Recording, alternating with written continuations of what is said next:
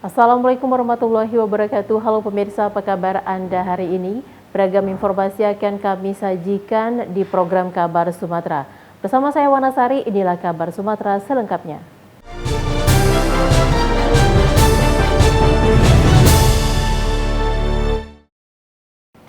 Sebuah desa tertinggal di kaki pegunungan Bukit Barisan akhirnya memiliki sarana penghubung yang dapat memudahkan warga untuk mengangkut hasil bumi dari desa menuju kota.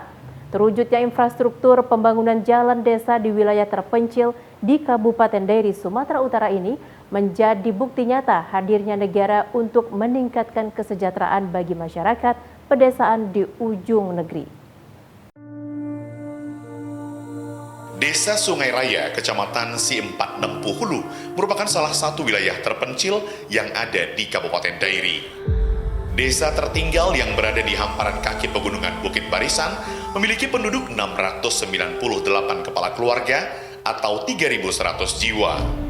Sebagian besar kehidupan masyarakat di desa ini hanya mengandalkan sumber daya alam untuk memenuhi kebutuhan hidup. Sejak lahirnya desa Sungai Raya di lereng kaki Bukit Barisan tersebut, warga sangat kesulitan untuk mengangkut hasil bumi dari lahan peradangan menuju kota, sebab mereka tidak memiliki akses jalan yang memadai.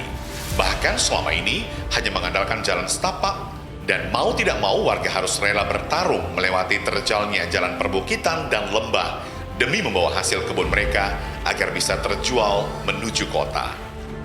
Tetapi tahun 2023 ini, kondisi pahit yang dirasakan masyarakat di Tanah Bata itu telah punah. TNI Angkatan Darat melalui program TMMD atau TNI Manunggal Membangun Desa akhirnya membangun sebuah sarana penghubung dengan membuka infrastruktur akses jalan di daerah pedesaan antara desa Sungai Raya menuju desa Gunung Meriah sepanjang 7.500 meter dan lebar 6 meter. Selain membuat akses jalan desa, prajurit petarung dari Kodim 0206 Dairi tak luput membangun 3 titik plat beton di lokasi sasaran. Hal ini demi meningkatkan perekonomian di desa yang kuat dan menyokong perekonomian nasional. Setelah kita lihat di tempat pelaksanaan TMMD ini, kami lihat lokasinya cukup ekstrim. Dan tentunya lokasi ini sangat membantu ya masyarakat sekitar, karena setelah kita perhatikan masyarakat itu dalam mengambil hasil panennya dia digotong, dan harapan nanti dengan pembukaan jalan ini bisa membantu masyarakat. Tentunya dengan pembukaan jalan ini akan membawa efek yang cukup luar biasa untuk perekonomian di wilayah desa ini. Hadirnya TNI Manunggal Membangun Desa ke-118 dilaksanakan Kodim 0206 Dairi adalah program terpadu antara pemerintah Kabupaten Dairi serta masyarakat. Terwujudnya infrastruktur membuka akses jalan di daerah terpelosok di ujung negeri ini menjadi bukti pemerintah hadir tanpa pilih kasih dalam memberikan kesejahteraan di daerah terpencil. Dari Kabupaten Dairi, Sumatera Utara, Zulfahmi TV One mengabarkan. Pemirsa, Budiman Damanik, bakal calon anggota legislatif DPR RI dari Partai Gerindra, menyapa sejumlah warga di Kecamatan Bandar Pasir Mandoge, Kabupaten Asahan, Sumatera Utara, pada Sabtu 30 September kemarin. Jelang kontestasi pelaksanaan pemilihan calon anggota legislatif yang tak lama lagi, beragam kegiatan dilakukan sejumlah calon anggota legislatif guna menarik simpati dan dukungan warga.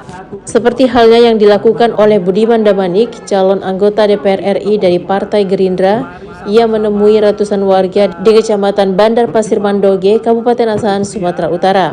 Selain memperkenalkan diri sebagai calon anggota DPR RI dari Partai Gerindra kepada ratusan warga yang hadir dalam pertemuan ini, dalam kesempatan ini ia mendengarkan sejumlah keluhan warga yang sebagian merupakan petani. Di hadapan warga, Budiman Damanik yang memiliki slogan Sahabat Petani dan Pejuang Aspirasi menyampaikan orasi politiknya kepada warga terkait dengan sejumlah hal yang menjadi keluhan masyarakat saat ini, khususnya para petani. Budiman Damanik menyebutkan bahwa apa yang menjadi keluhan para petani terkait dengan kelangkaan pupuk, bibit tanaman, dan harga yang kerap menjadi persoalan di kalangan petani adalah hal yang akan diperjuangkan olehnya bila berhasil melenggang meraih kursi DPR RI.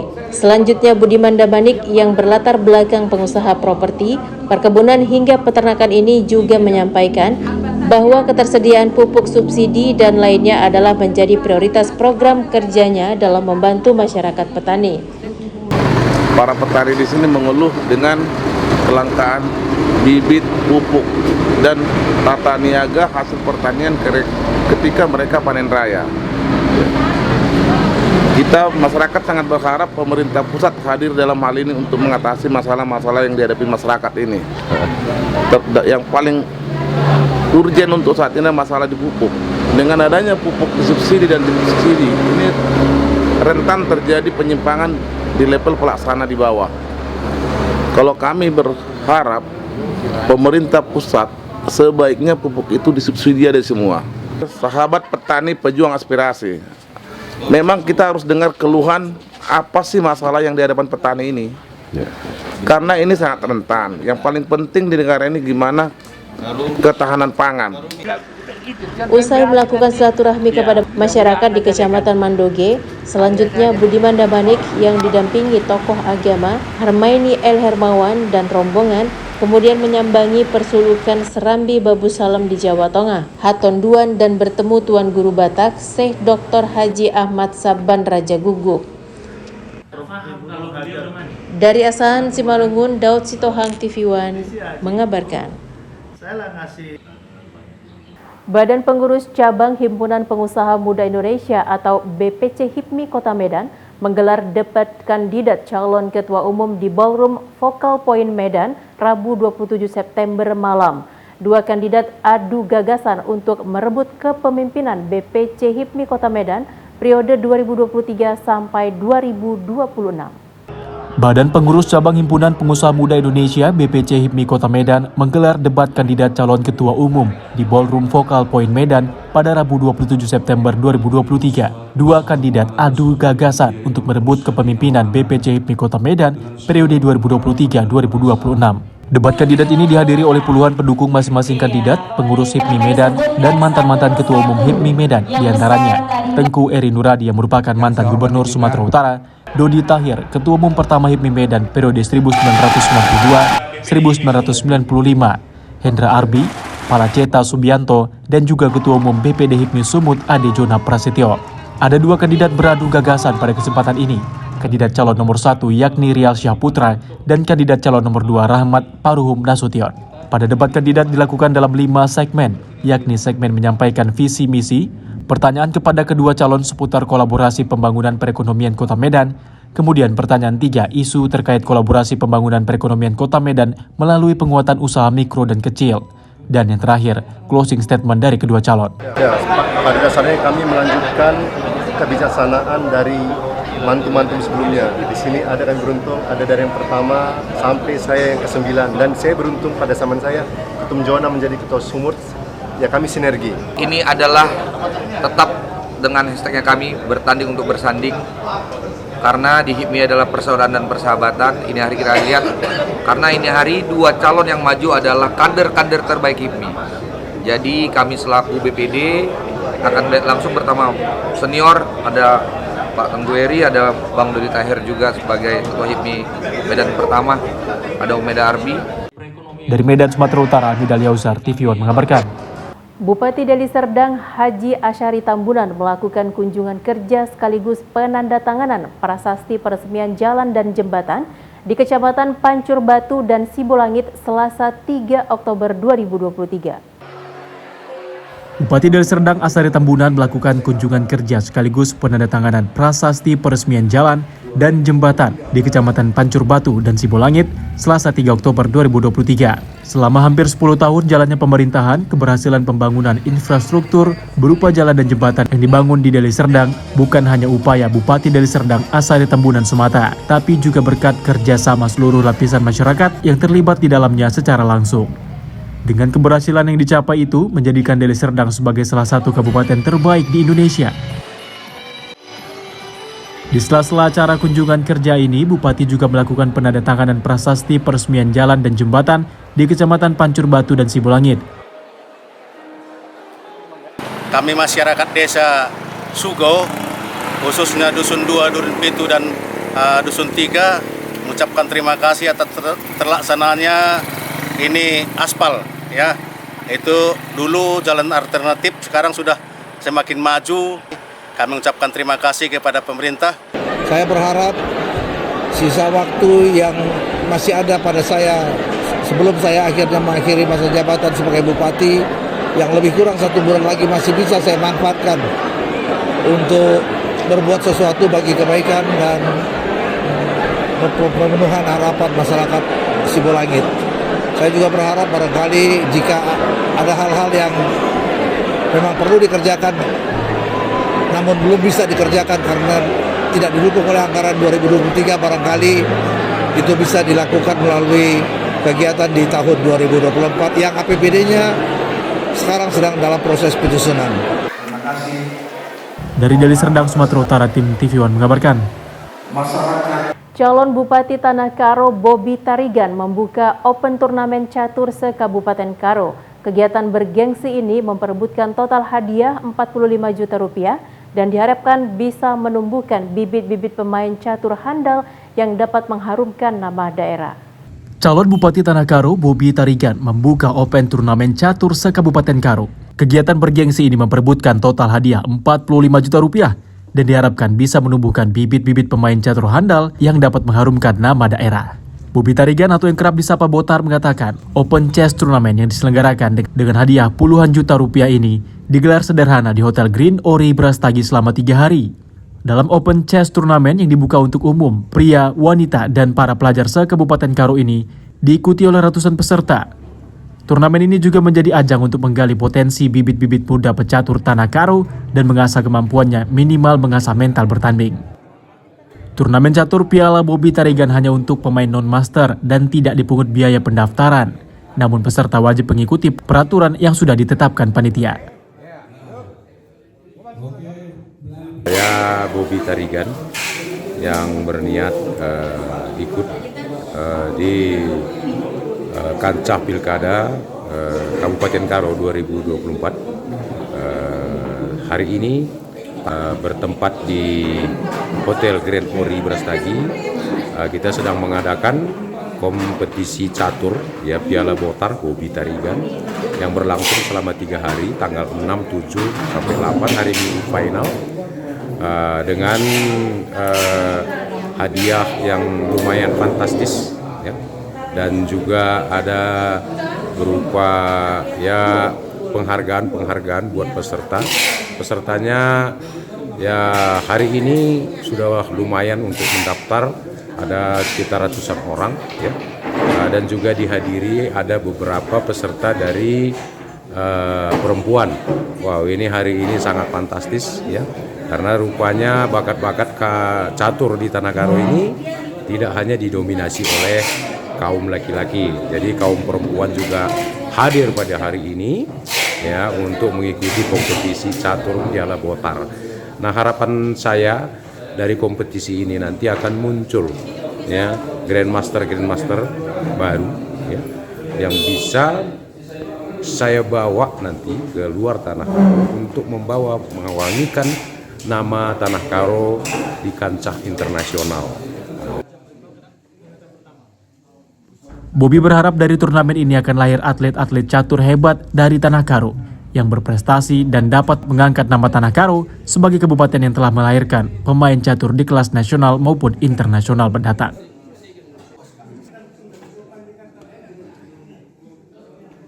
Dari Kabupaten Karo, Martin Sitohang, Sumrianto, TV One mengabarkan.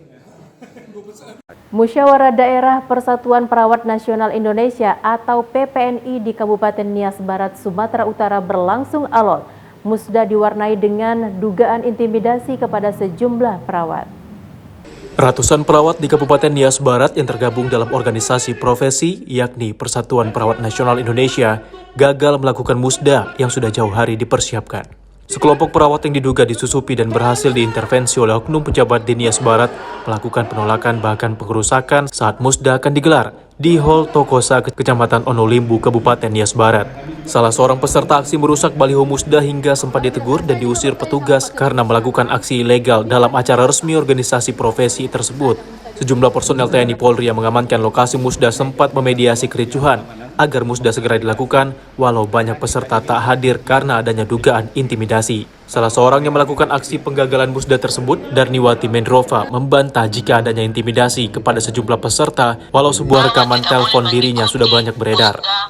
Untuk hari ini, untuk tanggal 7. Ya, peserta mendapatkan intimidasi bahwa untuk tidak datang hari ini di dalam proses musda. Enggak ada intimidasi ya? Untuk tidak datang. Kami pun tidak tahu siapa pesertanya, Pak. Tapi Ibu tidak mengatakan bahwa ada intimidasi dari oknum tertentu pejabat bahwa bagi setiap yang hadir di musda akan mendapatkan tekanan gitu? Enggak ada. Ya? Kami banyak dapat laporan bahwasanya para peserta untuk musda ini banyak intimidasi, begitu juga ancaman dari beberapa oknum, terutama oknum pemerintahan, dan ini patut diduga perbuatan melanggar hukum, dan kita nanti berdasarkan laporan dari panitia dan pengurus karateker ini akan dibahas oleh bidang hukum kita, kemudian di bidang etik juga, dan selanjutnya akan kita kaji kerugian yang diakibatkan oknum-oknum tersebut atas penyelenggaraan kegiatan ini. Dari Gunung Sitoli, Kepulauan Nias, Sumatera Utara, Oneman Halawa, TVON mengabarkan. Satreskrim Polrestabes Medan menangkap salah satu tersangka diduga komplotan spesialis pemerasan oknum pejabat. Korban yang menjadi target tengah menginap di hotel. Diduga komplotan ini beraksi khusus membuntuti pejabat asal Kota Nias. Inilah detik-detik petugas Satreskrim Polrestabes Medan menangkap tersangka JS Gulo. Tersangka diduga kader aktif ketua salah satu partai di wilayah Kecamatan Medan Sunggal. Ia diamankan pada Selasa 19 September 2023 di tempat usahanya di wilayah Kecamatan Medan Sunggal. Tersangka JS Gulo ketika dikonfirmasi di hadapan petugas mengakui uang 40 juta rupiah dikirim korban atau pelapor dugaan pemerasan dengan melakukan transfer bank. Saya menjumpai Bapak di Hotel Anam 1 tanggal 26 Juli tahun 2023. Saya meminta bantuan anak sekolah. Terus nggak lama udah datang aku, tiba-tiba orang itu datang sekitar 5 orang. Orang itu merebut Bapak JK ini minta uang 40 juta. Saya tidak mengenal, tapi ada orang mengaku-ngaku suami saya. Apakah benar itu semua kakak? Tidak benar itu Pak. Kakak berselingkuh dengan anggota dewan itu bagaimana tanggapan kakak? Benar apa tidak? Tidak.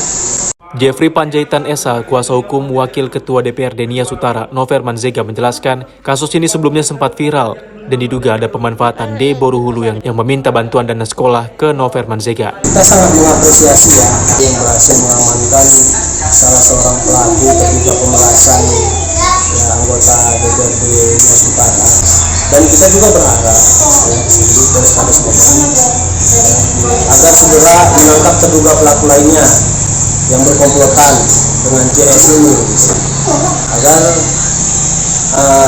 perkara ini bisa dengan terang benderang dan nama baik daripada Pak Noverman selaku Wakil Ketua DPRD bisa kembali pulih.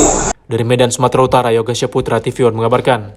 Ketua Aksi Politik Pemenangan Prabowo Sumatera Utara beserta rombongan menggelar aksi panen raya petani Gerindra pendukung Prabowo Subianto sekaligus deklarasi pembentukan tim pemenangan Prabowo di sejumlah wilayah kabupaten kota di Sumatera Utara. Kegiatan panen raya bersama ratusan petani pendukung Prabowo digelar di sejumlah daerah dan berakhir di lahan petani di kawasan Kota Binjai, Sumatera Utara. Ketua Aksi Politik Pemenangan Prabowo Sumatera Utara, Maijen TNI Purnawirawan Fransen Siahaan dan rombongan turun ke lahan dan berbaur dengan petani di areal persawahan yang siap panen sembari memakikan Prabowo Presiden Petani Sejahtera.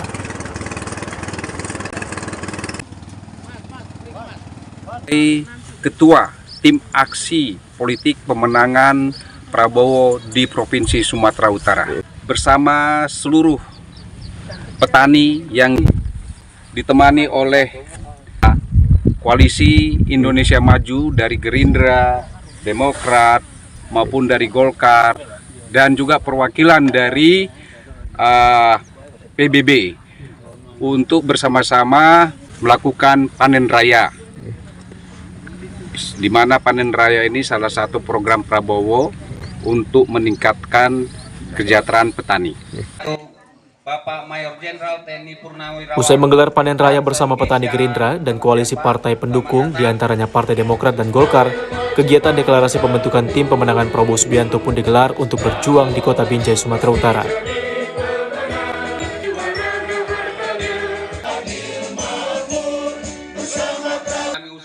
Hingga akhir acara diberikan tanda penyematan rompi Prabowo Subianto kepada kader partai koalisi yang hadir. Dari Medan, Sumatera Utara, Yoga Syahputra, TV One mengabarkan. Diikuti oleh 300 mahasiswa baru, Sekolah Tinggi Ilmu Ekonomi Sakti Alam Kerinci menggelar kegiatan PKKMB dengan tema mewujudkan Merdeka Belajar dengan semangat entrepreneur bagi generasi Z dalam menghadapi persaingan global. Beginilah suasana saat kegiatan PKKMB yang digelar oleh Kampus Sekolah Tinggi Ilmu Ekonomi Sakti Alam Kerinci pada Rabu 4 Oktober 2023. PKKMB 2023 yang dilaksanakan di pelataran dan ruangan Pola Gedung 2 Kampus STIE Sakti Alam Kerinci dibuka langsung oleh Ketua STIE Sakti Alam Kerinci, Dr. Gampo Haryono SEMN. Memasuki hari kedua kegiatan pengenalan kehidupan kampus mahasiswa baru atau PKKMB, para mahasiswa baru masih tetap semangat mengikuti rangkaian materi. PKKMB sebagai bentuk kegiatan memperkenalkan dan mempersiapkan mahasiswa baru dalam proses transisi menjadi mahasiswa yang dewasa dan mandiri, serta mempercepat proses adaptasi mahasiswa dengan lingkungan yang baru. Diikuti oleh 300 mahasiswa baru, kegiatan PKKMB yang digelar Sekolah Tinggi Ilmu Ekonomi Sakti Alam Kerinci berjalan sukses. Pada pelaksanaan PKKMB kali ini, Kampus STIE Sakti Alam Kerinci menghadirkan narasumber dari Polres Kerinci, KPU, dan Kodim 0417 Kerinci. Pemateri dari Polres Kerinci berjudul Pengembangan Karakter Mahasiswa agar mempunyai sikap sebagai intelektual, anti kekerasan seksual, perundungan, dan anti narkoba. Sementara pemateri dari KPU Kerinci menyampaikan tentang pemilih pemula dan revolusi industri BUMN. Dan selanjutnya Dandim 0417 Kerinci memberikan materi kehidupan berbangsa dan pembinaan bela negara. Ada penandatanganan MOU dengan beberapa stakeholder, di mana kegunaannya nanti akan kita gunakan untuk program magang. Jadi mahasiswa, baik mahasiswa baru maupun mahasiswa yang sudah lama nantinya akan bisa mengikuti program magang sehingga mereka sudah ada bekal di dunia kerja nantinya. Program 3,5 tahun sudah kita lakukan dari tahun kemarin, sehingga seluruh mahasiswa bisa menyelesaikan studi di STI ini paling cepat 7 semester. Dari Kabupaten Kerinci, Jambi, Arizal Antoni, TV One mengabarkan. Bersamaan dengan perayaan Maulid Nabi Muhammad SAW 1445 Hijriah, Pengurus Besar Nahdlatul Ulama Kabupaten Ogan Komering Ulu Selatan, Sumatera Selatan meluncing kemasan produk Datuk Kopi Aswaja binaan Lembaga Perekonomian Nahdlatul Ulama atau LPNU. Pengurus Besar Nahdlatul Ulama Kabupaten Oku Selatan melalui Lembaga Perekonomian Nahdlatul Ulama atau LPNU meluncing produk olahan kopi yang berlabel Datuk Kopi Aswaja. Inovasi ini merupakan kerjasama LPNU Oku Selatan dengan pemerintah desa Sipatuhu, Kecamatan Banding Agung, Kabupaten Oku Selatan. Peresmian Datuk Kopi Aswaja tersebut bersamaan dengan diadakannya peringatan Maulid Nabi Muhammad SAW yang digelar di Gedung Sekretariat PBNU Kabupaten Oku Selatan pada Rabu 4 Oktober 2023. Ketua PBNU Kabupaten Oku Selatan yang juga Wakil Bupati Oku Selatan, Solihin Abu Asir, mengapresiasi langkah LPNU Oku Selatan. Ia mengatakan ini merupakan langkah awal untuk memperkokoh perekonomian di dalam organisasi, serta dapat membuka lapangan pekerjaan bagi masyarakat desa setempat. Ini sudah meluncing produk kopi untuk disebarkan ke seluruh Nahdlatul yang ada di Kabupaten Oku Selatan ini. Itu untuk awal. Karena harapan kita dengan produk ini akan meningkatkan pendapatan Nahdien se-Kabupaten Oku Selatan ini. Adanya kan kita ketahui bahwa Oku Selatan ini kan pusat produksi kopi, bahwa produk unggulan daripada Kabupaten Oku Selatan ini adalah kopi. Maka salah satunya adalah penghasil kopi terbaik adalah ada di desa Sipatuhu sejak zaman kolonial. Nah, maka sekarang kita manfaatkan. Harapan kita ke depan tentu khusus edisi Aswaja Kopi ini supaya warga Nahdien dan masyarakat ini bisa mengkonsumsi daripada kopi Aswaja. Dari Oku Selatan, Sumatera Selatan, Andi Salani, TV One mengabarkan. Warga perumahan Cemara Asri bekerjasama dengan Yayasan Roda Kebajikan Peduli menyalurkan dukungan alat pengganti kaki dan tangan palsu 70 pasang bagi kaum disabilitas dari berbagai daerah. pembagian sembako, beras, dan minyak goreng diharapkan kaum disabilitas dapat mandiri dalam kehidupannya ke depan. Puluhan kaum disabilitas datang dengan kursi roda dan tongkat antusias melakukan pengukuran dan pemasangan kaki tangan pengganti atau palsu di BCA Food Court Bundaran Cemara Asri, Sampali, Deli Serdang. Mereka tidak lemah, bahkan mereka saling memotivasi bertegur sapa sesama kaum disabilitas. Antusiasme warga disabilitas terlihat dari kesungguhan mereka datang untuk berkumpul bersilaturahmi dengan kaum disabilitas lainnya, bercanda tawa untuk mendapat bantuan dari para relawan kemanusiaan. Penghuni Cemara Asri dan Yayasan Roda Kebajikan Peduli berharap dalam kegiatan ini dapat meringankan sedikit beban hidup kaum difabel, khususnya dalam beraktivitas sehari-hari. Aksi bantuan sosial ini relawan melakukan pengukuran kaki tangan palsu 70 orang, serta pembagian sembako berupa beras, minyak goreng, dan vitamin. Kita harapkan kegiatan ini untuk memberi kebahagiaan yang besar pada segenap saudara-saudara kita selaku dengan disabilitas atas bantuan yang diberikan. Kita harapkan juga kegiatan ini tentunya bisa berkelanjutan di hari mendatang dan ini bisa lebih menjangkau kepada masyarakat luas. Semuanya kita yang di sini sebenarnya sudah didaftarkan di 60. Kemudian antusias warga kemudian melonjak sehingga kita menerima sampai ke 7 kaki dan tanggal 7 kaki atau tanggal 3. Kemudian juga ternyata ada yang nampak dari media sosial dan kemudian melonjak lagi. Ada sekumpulan orang datang mau daftar lagi, tapi kita karena kita satu hari hanya bisa mencapai 70 kaki. Untuk next time kita akan continue membuatnya. Dari Medan, Sumatera Utara, Martinus Sitorus, TV One mengabarkan. Memeriahkan ulang tahun PLN Nusantara Power ke-28 dan Hari Listrik Nasional yang ke-78, PLN Nusantara Power Unit Pengendali Pandan menggelar Fun Walk yang diikuti oleh karyawan beserta keluarga, instansi pemerintah, serta masyarakat umum. Dalam rangka memperingati Hari Listrik Nasional ke-78, sekaligus memeriahkan Hari Ulang Tahun PLN Nusantara Power UPDK Pandan ke-28, digelar Fun Walk sejauh 5 km di Kecamatan Pandan, Kabupaten Tapanuli Tengah, Sumatera Utara. Kegiatan Fun Walk yang bertemakan Accelerating Renewable Energy, We Are the New Energy, diikuti oleh pemerintah dan seluruh karyawan UPDK Pandan serta masyarakat. Manajer PLN Nusantara Power Unit Pelaksana Pengendali UPDK Pandan, Aris Indrianto Elisa mengatakan, Fun Walk ini sebagai rangkaian ajang silaturahmi antar seluruh karyawan, serta bentuk kebersamaan PLN Nusantara Power dengan pemerintah serta masyarakat di Kabupaten Tapanuli Tengah. PLN Nusantara Power ke-28 jatuh pada tanggal 3 Oktober kemarin, sekaligus memperingati Hari Listrik Nasional ke-78 yang akan jatuh tanggal 27 Oktober mendatang. Dan bertujuan sebagai ajang mempererat tali silaturahmi UPDK Pandan dengan stakeholder, dinas, pemerintahan, dan masyarakat di sekitar lingkungan UPDK Pandan. Ini mengucapkan terima kasih dari KPH 11 atas undangan kegiatan Fun Walk yang dilakukan oleh PT PLN Nusantara Power dalam rangka memperingati hari ulang tahunnya pada tanggal 3 dan sekaligus Hari Listrik nanti tanggal 7. Camat Pandan Gusni Armi mengucapkan terima kasih kepada PLN Nusantara Power UPDK Pandan yang menggelar kegiatan Fun Walk serta penyaluran bagi masyarakat Kecamatan Pandan melalui program CSR. Seluruh kegiatan Fun Walk ini ditutup dengan pembagian hadiah kepada para peserta melalui door prize. Dari Kabupaten Tapanuli Tengah, Sumatera Utara, Syarat Situmorang, TV One mengabarkan.